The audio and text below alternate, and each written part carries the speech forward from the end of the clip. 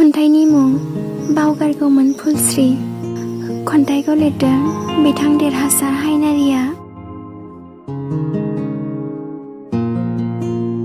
दानिया फैदो बिथांनि खन्थाइखौ दान्दिसे खोनासंलांदिनि। बावगारगौमोन फुलस्रि।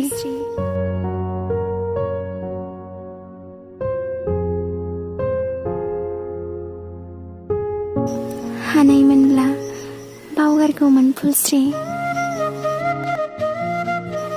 जिउआव गिबि जोबथासो सानखादोंमोन आं, नाथाय नोङो दुखुनि अनगा जेबोखौनो होला।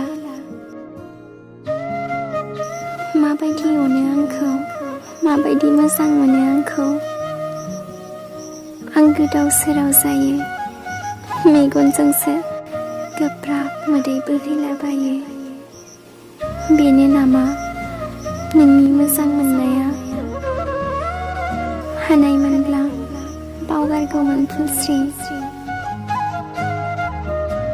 बै समनि खोथाखौ नों गोसोआव माब्लाबाबो लाबोफिनला। आंहासो बावगारनो हायाखै। दाबो गोसोखाङोब्ला दुखुनि मोदै गोसो गोरबोआव गोजांस्रिउ जाजोबो। बेफोर खोथाखौ सानोबा फुलस्रि, नाथाय नों आंखौ माब्लाबाबो नुनाय नंमारला। बे आंनि थांखि नङा, बे आंनि गोथारथिसो फुलस्रि।